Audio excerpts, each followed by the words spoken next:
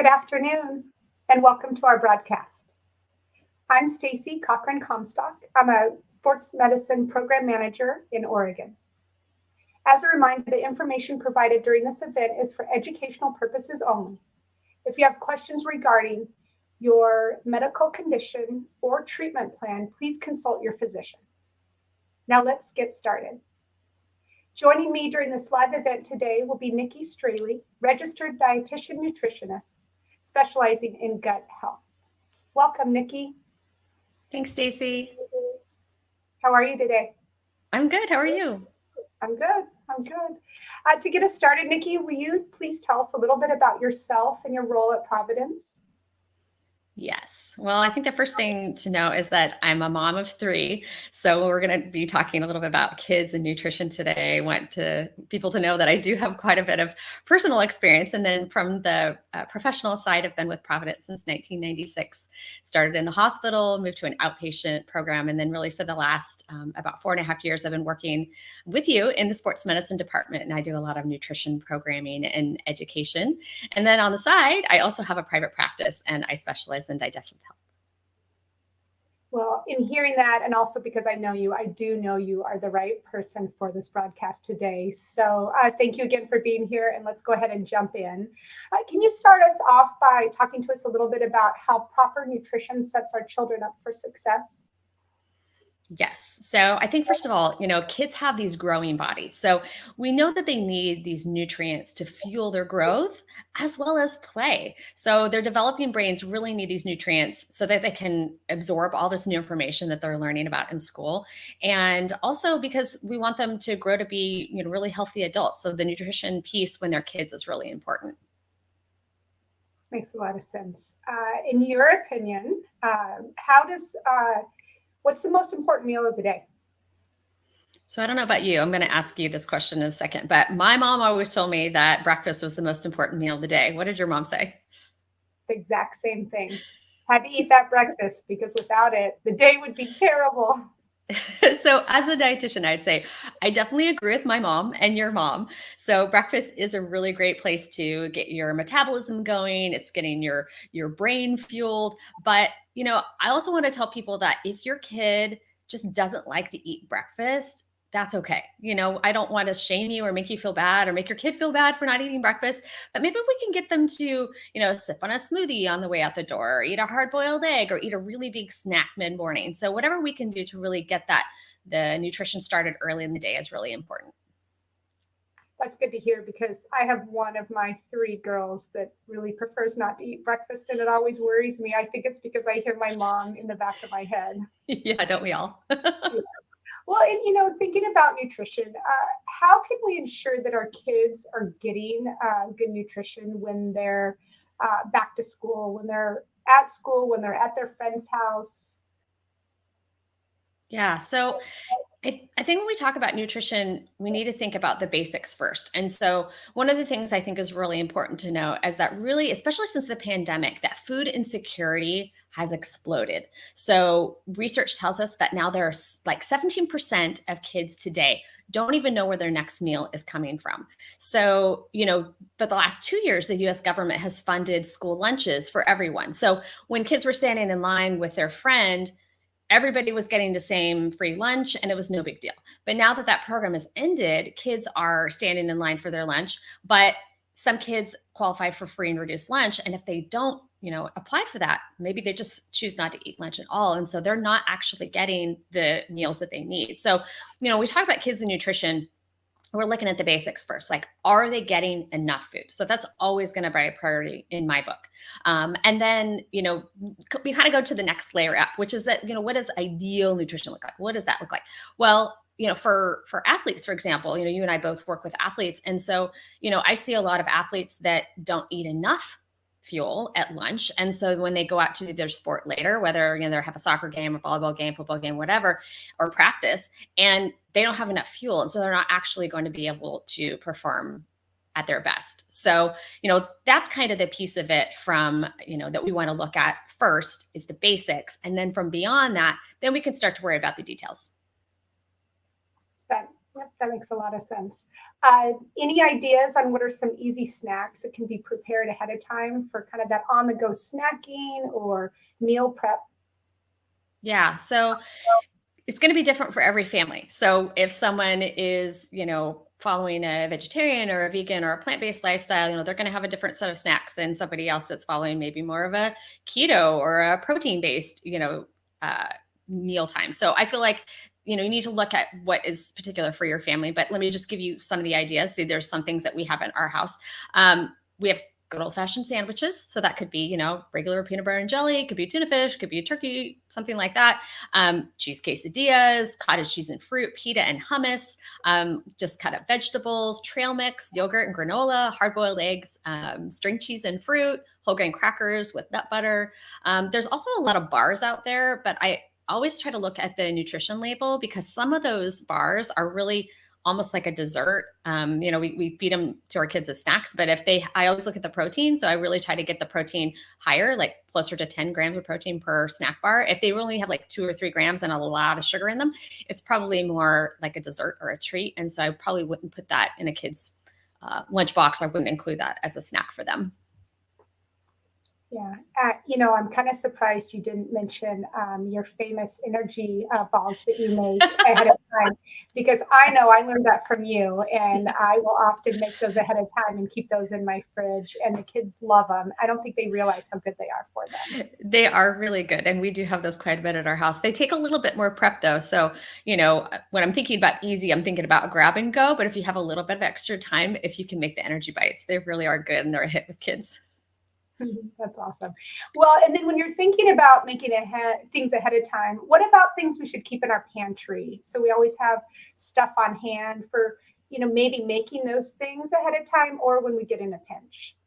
So when I think about pantry staples, I'm thinking about things that are like dry goods. So these are things that are going to stay on your shelf and they're going to last quite a bit longer. So again, there's some overlap with what we talked about before, but some things that I always keep in my pantry. So definitely like peanut butter or other nut butter, and that can come in your general tub, but you can also get these individual packets that are really convenient. So you can throw those in a backpack or a kid's lunchbox. And then if they don't use it that day, it's great. You can just stay in the lunchbox and they can eat it on another day when they're hungry. So that's, something that we always keep. Pretzels, popcorn, whole grain crackers. Another thing that I actually like, that a lot of people don't know about, is the tuna in a pouch. So the tuna is really high in protein and it's really easy. You can just rip off the top, grab a fork and eat it. And it's a great snack. So that's something that a lot of people forget about. Of course, our good, our favorite, like fresh fruit, fresh vegetables, those types of things. And if you're worried about your kids, like maybe not eating enough vegetables, sometimes it's worth the extra money just to pay for them to be the kind that are already like pre-chopped up in smaller pieces. So if your kid's not going to peel a carrot, or you're afraid they're not going to eat carrots at all, like maybe buying baby carrots is an easy way of doing that.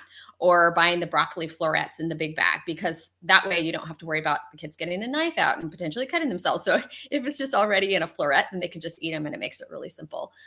Trail mix is another something that I like to have on hand as a pantry staple. Things like granola, and then kids can just grab it, add it to something else, like a fresh product, maybe out of the refrigerator. And, it's a great snack. All great ideas. Before we go any further, there's a couple questions that came in, and I want to take us back to kind of ensuring our kids get proper nutrition. One of the questions is there a perfect vegetarian diet as far as must-haves in a 24-hour period? That's a great question. And I would say no, not necessarily, because there are, even among vegetarian diets, there's a wide variety. So there's like pescatarian and lacto-ovo vegetarian, and there's like vegetarian closer to vegan. So there are lots of varieties of the vegetarian diet.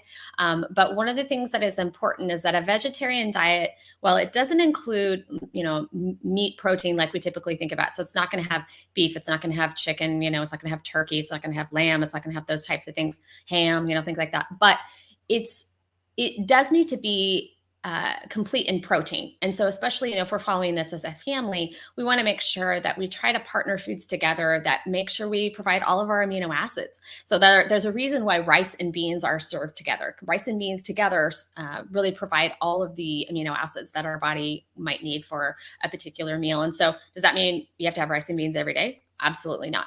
But making sure we do get a variety of different protein foods that are plant-based is a really great idea. And so that might be chia seeds, or it might be flax. It might be, nuts and nut butter like we talked about. It might be using some of the protein alternatives, like an Impossible Burger or something like that. So variety, I think, is the most important thing that you can do, whether you're on a vegetarian diet or on a kind of a traditional diet. Awesome. Thank you. And one other question for right now, is religious fasting healthy for my teen? Sun up to sundown, question mark. So I think religious fasting is really particular to your family and, potentially to your religion. Definitely support it, because I think that there's a place in it for, all types of people groups.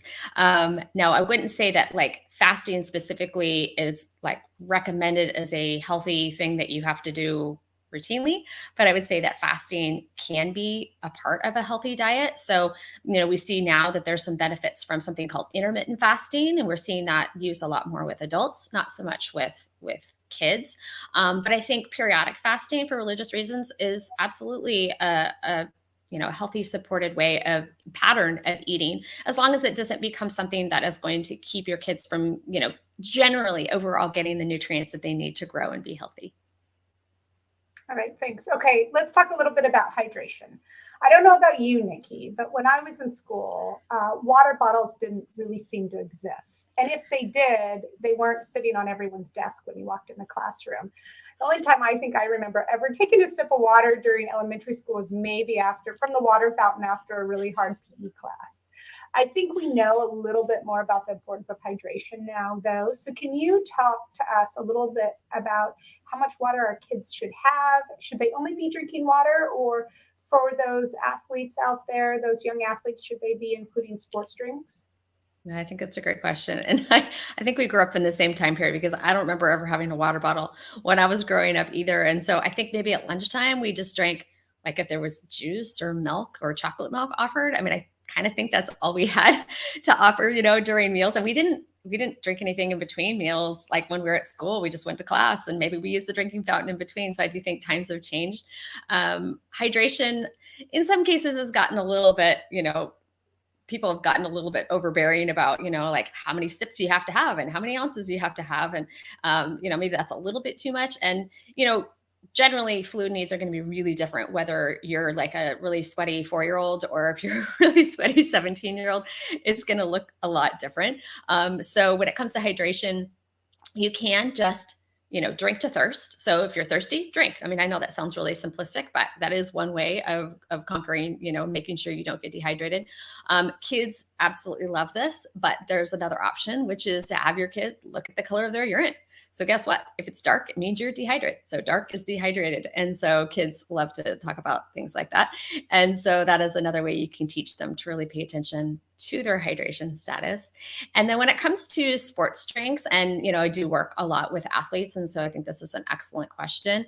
When it comes to sports drinks, the rule or the guideline is that you really don't need to worry about those extra electrolytes that you're losing. So that sodium and potassium are the primary electrolytes that are lost in sweat until really they're exercising for over 60 minutes. So, yes, it is recommended that kids get 60 minutes of exercise per day. So, if they were consistently doing that, then maybe a sports drink would be, appropriate. But generally speaking, we're talking about, sports that are, having either athletic practices or games or competitions where they are practicing or competing for over 60 minutes. And that's when the sports drink does come into play. It is possible still to just drink water and then to replace the electrolytes when you're done. But it really just depends probably on the sport, and then also on your student as well, because some kids are, sweat a lot, and some people sweat a lot, and they also can be salty sweaters. And so if you are a salty sweater, you might know it because you actually feel like you have sandpaper on your face after you're done sweating. Those people might need to worry a little bit more about getting those electrolytes in, like using a sports drink. Okay. Thank you. But you are recommending that kids have access throughout the day to water, whether it's bringing their own water bottle or have a water fountain nearby. Absolutely. Absolutely. Having access to a water bottle, I think, is really important. I think that most schools do support that now. It's a little bit easier now that kids are not required to wear masks in school, because that was a little bit trickier last year, or last couple of years. So now I think that we have a little bit more freedom to encourage kids to keep drinking, their water as they go through the day. I found myself drinking less water when we were wearing masks all the time Mm-hmm. as well. That was just Mm-hmm. one more thing to navigate. Yeah. So, what do you think is the best way to talk to children about nutrition without making it a huge issue?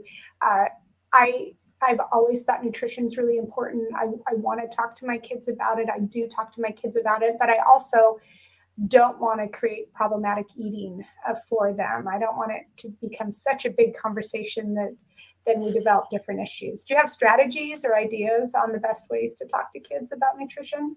Yeah. So one of the things that I've always been really careful about, at our house, is to make sure that we talk about food in a very neutral way. So we don't talk about food as being necessarily like good or bad. We talk about food as being fuel. It's being something that strengthens our bodies and helps us to think, helps us to exercise, helps us to play. There's been a big movement in the sort of clean eating terminology the last couple of years, and it may sound good when someone says, "Oh, we eat really clean," but then I always ask, what's the opposite of that? So is the opposite dirty eating? Or if you say that's a clean food, then what's the opposite of that? So then if you're eating the opposite of clean, if it is dirty possibly, then kids are starting to label foods or putting them in boxes that maybe it's not a healthy way of thinking about food. So, trying to really give this neutrality is important. Just kind of I know, funny side story, but our family, we are a bunch of athletes in our family, and we do talk about food really as fuel. But remember that food is also, it's beautiful, it's enjoyable, it's a way to celebrate with family and friends. And, you know, we, we celebrate everything with food. That's the way it is. So one of the things that our family did together this summer is we watched the Great British Baking Show. And it was really interesting because we learned a lot of different ways to describe food. So instead of just saying this is yummy or this is delicious, we really tried to, step outside our comfort zone a little bit and try to describe the food that we were eating. Like, is it crunchy? Is it smooth? Do these flavors go together? Does that pop in your mouth? And so it was actually really fun as a family to kind of use some new terms in describing food, because it kind of brings the fun back. And it was something that we really enjoyed doing this summer. And that's great. And who doesn't like a good cooking show, right? It's inspiring. It's yeah. What about talking? What about kids with health conditions such as celiac disease? How can parents ensure children are getting proper nutrition? Well, this is something I'm really passionate about because I have celiac disease and my son has celiac disease. He's actually going to college this year. And so, I know we're talking about, younger age students, but he was diagnosed with celiac disease in 7th grade. And so we had to make decisions as a family, what were his meals going to look like? So as a dietitian, one of my concerns was, is the school going to be able to feed him safely? Because we have to worry about cross-contamination. So as a family, he decided that he wanted to pack his own meals. And so he packed his own meals and he did not eat any other school lunches after 7th grade. Now, I say that because that's what we decided to do as a family. But the celiac disease is actually covered with the Americans with Disabilities Act. And so the schools actually have to provide safe food for your student. And so that is something that, if your student has celiac disease or something similar, they are required by law to be able to provide a similar food that is healthy and safe for your student. So that is something that's important. But if your student is like gluten intolerant or lactose intolerant, that's not covered with the ADA. So, you're going to have to really work with your school to find alternatives that are going to work for them if they need to primarily eat at school versus bringing your own meals from home. So those are some different things that, we really found out as a family. Great. Well, and tagging onto that a little bit, what about other allergies? How can parents help their kids manage those food allergies when they're outside of the home? I'm fortunate enough to not have, my kids don't have any food allergies, at least as of yet, but I can only imagine how scary it might be to send kids to school if they have a serious allergy. Do you have any tips in how to teach small kids about their allergies and maybe some preventative safety measures? Yeah, so it depends on the age of your student, of course. So asking a kindergartner to take control of their food allergy is going to be vastly different from, a student, that's a middle schooler or a high schooler or something like that. So, the age of your student is really going to determine, what they can take. But I would say, the first step is always starting with education with your students so that they are going to be their own best self advocate. So you start with the student and then make sure you get your documentation from the doctors because you're going to need that information to share with the schools. So you're going to share that with the school, you're going to share that with the teacher and anybody else that is involved in possibly passing food to your student. You may consider having the teacher send an email to the rest of the students. So in the classroom. So for example, like, if your school still does birthday celebrations for kids and someone was going to, bring in dessert for their child and your student has, has a dairy allergy or something like that, then it would be nice that you could bring in an alternative dessert, that day if they're going to bring in something, or if they have a peanut allergy, requesting that there's, kids don't bring, peanut butter to school. There are a lot of different ways of doing that, but definitely, one of the things that people don't realize that there's actually a program where you can set up, so you can set up a plan. It's called a 504 plan. And that 504 plan is set up through the school and it's kind of like a safety plan. So it really helps us, as it helps the school to make a plan that will keep your kid, safe and keep them away from whatever it is those allergens are that that bother them. And they use 504 plans for a lot of different things. So it can be used for kids with diabetes or kids with, peanut allergy, like I mentioned, or, if they have if they're allergic to bees, something like that. So I did learn though, that 504 plan cannot be forwarded to college. So that is something that for people who do have 504 plans, you'll have to do something new in college. You work with the disability office, but there's all these strategies and there's it's a kind of a steep learning curve. So if you can meet up with another mom that maybe has already been through this, then that might be your best bet of, figuring out what to do with your school. Thank you. That makes a lot of sense. So, in sports medicine, we talk a lot about the importance of exercise. We talk about mirroring as adults and talk about family fitness and how important it is for adults to mirror exercise so kids can see the importance of it. What about trying to mirror healthy eating habits for our children? Is that important? And if so, which I imagine it is, what do you think is the easiest way to do that? I think the first step is really to look at your own eating habits and how, when you were growing up, how did those influence how you eat today? Because there are a lot of things that we bring with us that we don't even realize. Sometimes it's a little bit of baggage, that we bring along with us. So, for example, I work with a lot of adult patients now that have problems where, it stems back to childhood where people were talking about, their body shape needed to look like a certain size or, like, oh, we don't need that. Or their mom was putting them on Weight Watchers at a young age. So I feel like there's a lot of detrimental things that can happen. And so, if you say, I can't eat that, I'm having I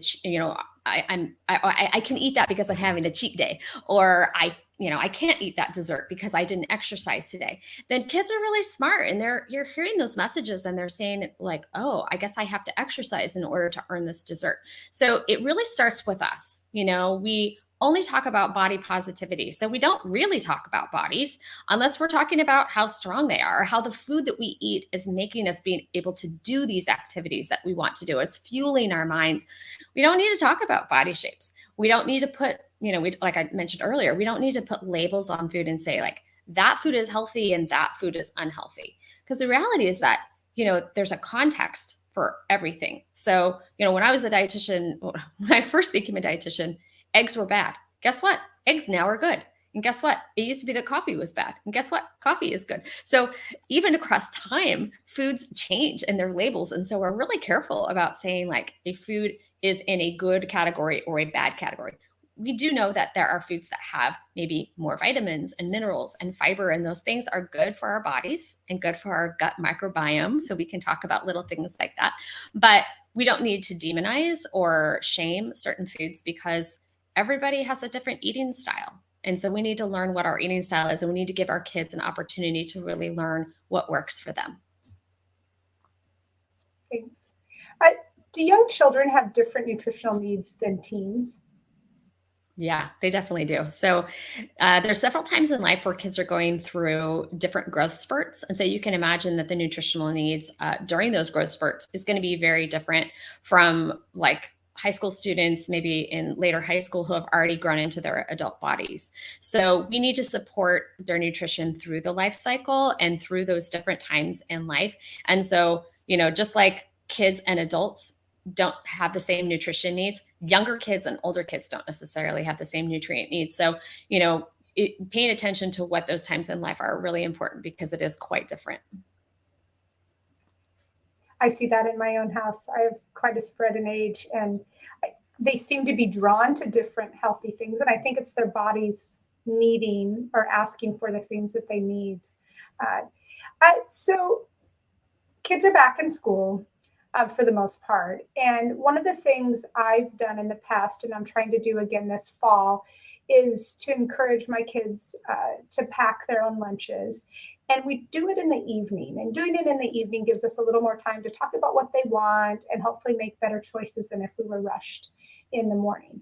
But I'm curious, Nikki, what are you doing, or what are some specific things you're going to do this fall to support your kids' nutrition needs as they head back to school?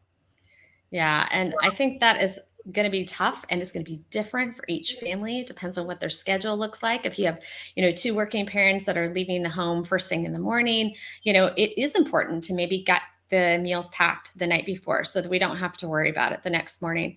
But I think the first most important thing that you can do is have your kid involved in the process. So that is purchasing the food, like making a list of what does our grocery list look like? What would you like me to buy at the grocery store? And then purchasing those foods and then having the kid participate in the packing of the meal. Like they might need to pack their own lunch. And, for each family, that's going to look a little bit different. So for our family, 7th grade, I don't know why that was, but 7th grade was kind of the magic time when our kids, once they got to 7th grade, they started packing their own lunches. And so, having them participate, maybe even when they're younger, if you're helping them pack them, you say like, which fruit do you want? So not like, do you want fruit in your lunch, but which one, so you have this option or this option. And, maybe that those are things that they both like. So, you're not so worried about them not choosing it. It's more about, which one that they do like. So I feel like that, is a great way to start. And then really just making, an overall plan. I think if we, the phrase, like if you fail to plan, you plan to fail. And so really having not just the food available for them to choose to put in their lunches, but then also really getting in the habit of making those lunches the night before really makes a lot of sense. All right, thanks. And so, Nikki, I'm going to offer a moment here. We're almost out of time, but I am going to ask you if there's anything else you'd like to share today. But before I do that, I'd like to invite anybody listening to submit a question. We probably have time for a couple questions if anybody has a question out there. So while I ask Nikki to share anything else that she'd like to with us, if you'd like to submit those questions, please do. So Nikki, what else would you like to tell us today? Well, I have just a couple of random little tips. One thing I'd like to say is I am really passionate about the environment. So something that I started about 10 years ago was I just stopped using baggies in our kids' lunches. And so one of the things we do is we just use a lot of glass or plastic reusable containers. And yeah, it's a little bit more in the dishwasher, not going to lie. But, it's something little that we can do for the environment. And we have these sandwich wraps that it's just like a fold out sandwich mat and you can wipe it off and clean it and it works really great. You can reuse it again and again. So that's, a little side note, if you're making lunches, be good for the environment. And then this is, I'm totally unrelated to that, but I know that a lot of people have picky eater children. And so I want you to know that I see you. It is really hard to have a child and you make this wonderful food and then they literally won't eat any of it. It does happen. Kids get into food jags and maybe they only eat, like peanut butter for 3 months and then they hate peanut butter and they don't want to eat it again. It totally happens. The good news is we've got dietitians that are available that can work with you and your family to help with your picky eating strategies, but also just rest easy that kids will eventually, normalize their eating. It will happen. And then I was just going to offer a couple of resources. I've got a couple of dietitian colleagues that are great and they offer some really great resources for moms and dads that are in the same time in life. One is for a little bit younger kids. It's called Kid Food Explorers. And I think we might be able to add that to the chat so you can see that. So Kid Food Explorers, they have she has a lot of great resources. And another one is Real Mom Nutrition. It's just like it sounds, Real Mom Nutrition. She lives in the real world. She's got 3 kids. She knows exactly what it looks like. And she's got a lot to offer and some snack lists and things that she can download for you. And so I think that's really great. And then really lastly, I just want to say the most important thing is that we want kids to enjoy food. We have our whole lives to eat food, and we want it to be beautiful and delicious and wonderful. And we want them to be explorers when it comes to new food, and not to be afraid, and to know that it's going to be okay. Food is our friend. Yes, it is going to be okay, Nikki. I agree. Thank you so much for joining us, and for everyone listening and planning to listen in the future. Thank you also. And the few of you that did send in questions, thank you. It's always great to have extra questions that our experts can respond to. If you're looking for other medical advice, please visit providence.org. And for those of you out there, make sure to follow us on social media, Providence on Twitter, and under Providence Health System on Instagram, Facebook, and LinkedIn. And that, I think, is all we have for you. Everyone have a great afternoon, and thank you. Thanks, everyone. Bye.